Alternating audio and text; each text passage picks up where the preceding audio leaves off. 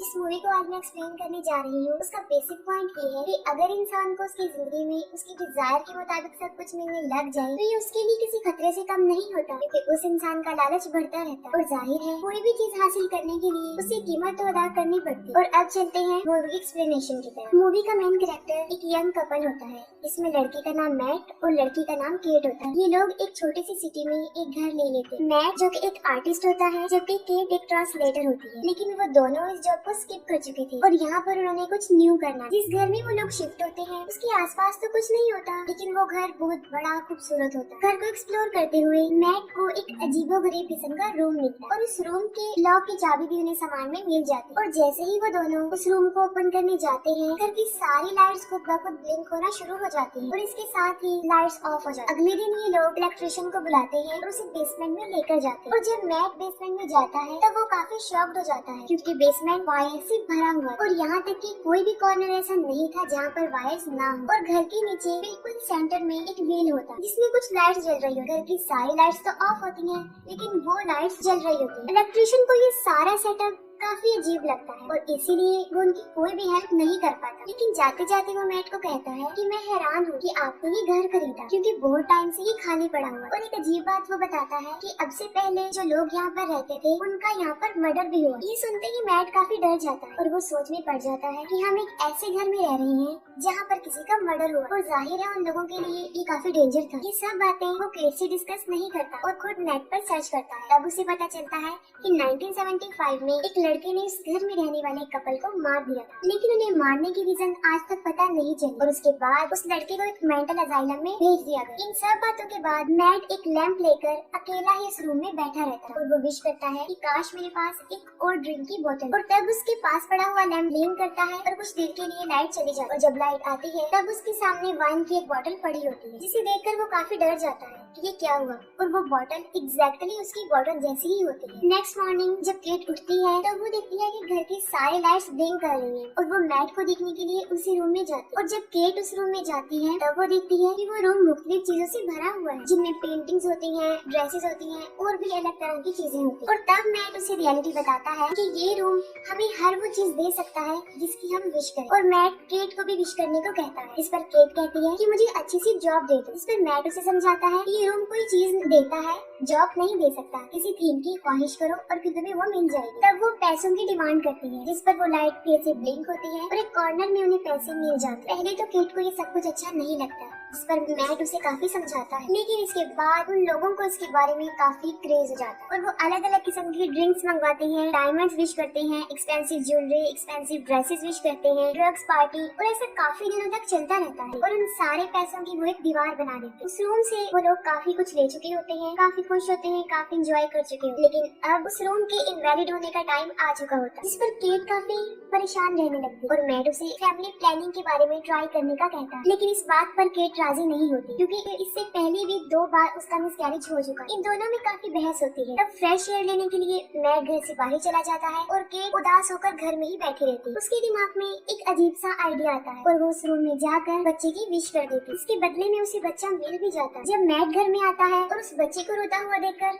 काफी हैरान हो जाता है और केट पर शाउट करता है कि हमने सिर्फ चीजों को विश करना था, किसी इंसान को नहीं। ये तुमने क्या किया और इसका अंजाम क्या हो सकता है। वो दोनों इमोशनली काफी वीक हो चुके थे और बच्चे को दोबारा गायब भी नहीं कर सकते। मैट इस घर में होने वाले मर्डर की आर्टिकल इंटरनेट पर देता है। तब उसे पता चलता है कि किलर का नाम जॉन डो था और इसी रूम के कहने पर ही उसने उन्हें मारा था और उस किलर से मिलने मेंटल असाइलम में जाता है। मैट जब वहाँ पर पहुँचता है तब जोंडो को पता चलता है कि ये लोग उसी घर में रह रहे हैं, जिस पर वो कहता है कि जितना जल्दी पॉसिबल हो सके उस घर को छोड़कर चले जाओ। घर वापस जाते हुए मैट अपनी गाड़ी में पेट्रोल फिल करवाता है और जब वो अपनी पॉकेट में हाथ डालता है तब वो देखता है कि वहाँ पर पैसे नहीं है बल्कि मिट्टी है। और यहाँ पर उस रूम के बारे में एक बड़ा सीक्रेट पता चलता है और वो ये है कि उस रूम से विश की गई चीज अगर उस घर से बाहर जाएगी तो वो डिस्ट्रॉय हो जाएगी। वो भागकर घर वापस आता है और फिर से पूरे घर को एक्सप्लोर करता है, उस वजह को जानने की कोशिश करता है कि ऐसा क्यों होता है, आखिर इसके पीछे लॉजिक क्या है। लेकिन उसे वायर्स के अलावा वहाँ पर कुछ नहीं मिलता और यही नहीं, उस बेसमेंट के अलावा पूरे ही घर में वायर्स होते हैं। वो बच्चा काफी रो रहा होता है जिस पर केट उसे बाहर लेकर जाती है। मैट उसे मना करता है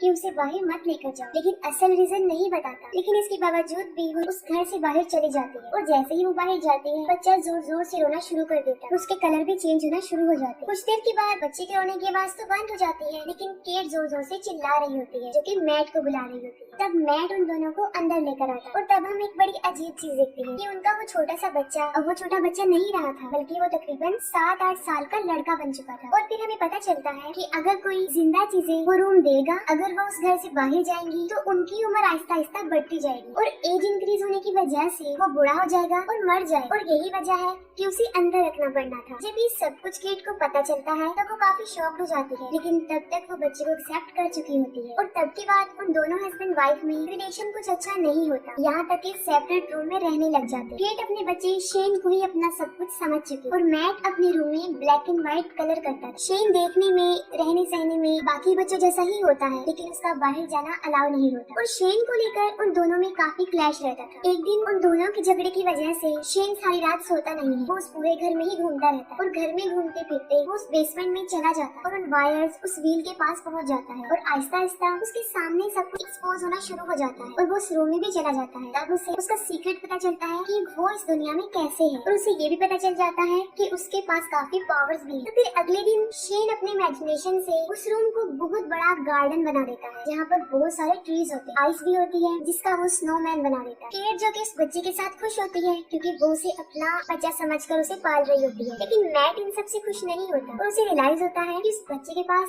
काफी पावर्स, जिसका इस्तेमाल करके वो कुछ भी कर सकता है। और यही नहीं, वो बच्चा उनके लिए किसी खतरे से कम नहीं था। इसी दौरान मैट के पास मेंटल असाइलम से जॉन डो का फोन आता है और वो अपनी रियलिटी बताता है कि उसने क्यों उस कपल को कत्ल किया। वो कहता है कि मैंने उस कपल को इसलिए मारा था क्योंकि उन लोगों ने उस रूम से एक बच्चा विश किया और वो बच्चा कोई और नहीं बल्कि जॉन डो ही होता। और अब जबकि वो बड़ा हो चुका था, उसे बाहर भी जाना था, चीजों को एक्सप्लोर भी करना था और एक नॉर्मल इंसान की तरह जिंदगी गुजारनी थी, लेकिन उसके लिए काफी रेस्ट्रिक्शन। तब रूम उसे कहता है कि तुम्हें बाहर जाने के लिए उसी को मारना पड़ेगा जो तुम्हें इस दुनिया में लेकर आया। और यही वजह है कि वो विश करने वाली औरत को ही मार देता और इसके साथ साथ उसके हस्बैंड को भी मार देता और इसी वजह से वो जेल में भी चला जाता है। ये सारी कन्वर्सेशन केट दूसरे फोन से सुन लेती है और गुस्से में गाड़ी लेकर घर से चली जाती है कि उसने कितनी बड़ी गलती कर। लेट नाइट वो घर ही नहीं आती और ड्राइव करती रहती है और घर पर शेन अपनी मदर के लिए पूछ रहा होता है, इस पर मैट को काफी गुस्सा आता है। तब मैट उसे रियलिटी बता देता है कि तुम्हें हमने उस रूम से विश किया था और अगर तुम इस घर से बाहर जाओगे तो 5 मिनट में तुम बड़े होगे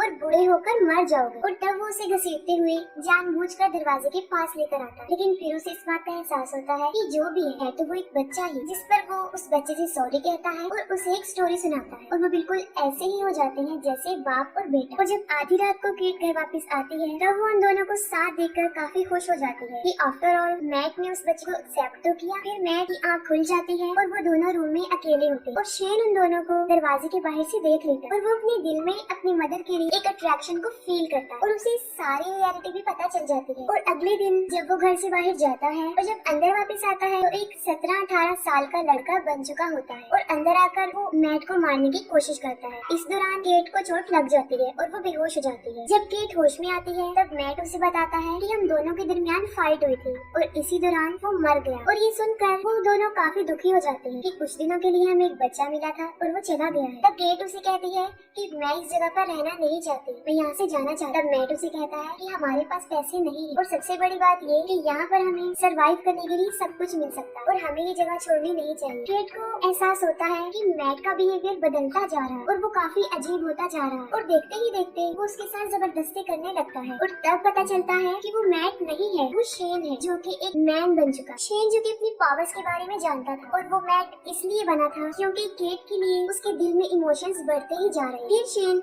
उस रूम को कन्वर्ट करके अपने घर जैसा ही बना लेता जैसा उनका घर था। केट जो कि बेहोश होती है, शेन उसे उठाकर उस रूम में लेकर जाता है। मैट जो कि बेहोश होता है, उसकी आंख खुलती है और वो पूरे घर में उन दोनों को ढूंढता है, लेकिन इसके बावजूद भी वो दोनों उसे कहीं भी नहीं मिलते और यहाँ तक कि वो रूम भी लॉक होता है और उसके साथ वाली दीवार में वो बहुत बड़ा हॉल करके अंदर चला जाता है और वहाँ पर उसे बहुत सारे वायर्स मिलते जिन्हें वो हटाकर उस दीवार के दूसरे पार्ट चला जाता है और वहाँ पर उसे अपने घर जैसा ही सारा एनवायरनमेंट नजर आता है। और तब मैट समझ जाता है कि सारा की आधार शेन का है और द गेट के सामने दो मैट आ जाते हैं जिस पर वो काफी कंफ्यूज हो जाती है और यहाँ पर वो शेन को बुलाती है, जिस पर वो रिस्पॉन्स करता है। तब उसे पता चल जाता है कि असली मैट कौन है और शेन कौन है, और केट मैट को लेकर वहाँ से भागने लगती है। लेकिन वो सब कुछ शेन की पावर से हो रहा था। वो पूरे घर का सेटअप चेंज करना शुरू कर देता है और उन्हें भागने का कोई रास्ता ही नहीं मिला। जो असली मैट था अब वो तो घर से बाहर भाग रहे हैं, जिस पर शेन भी उनका पीछा करता है। लेकिन तब तक वो लोग उस दीवार को पार करके असली घर में आ जाते हैं और उनके पीछे पीछे शेन भी असली घर में आ जाता है। और तभी मैट उसे खींचकर घर के बाहर लाता है और तभी केट दरवाजा बंद कर देती है। काफी देर बाहर रहने की वजह से उसकी उम्र बढ़ती जाती है और वो एक ओल्ड मैन बन के वहीं पर मर जाता है। इन सब के बाद केट काफी डिस्टर्ब रहती है और फिर वो उस घर को छोड़ देते हैं और इसके साथ ही मूवी एंड हो जाती है।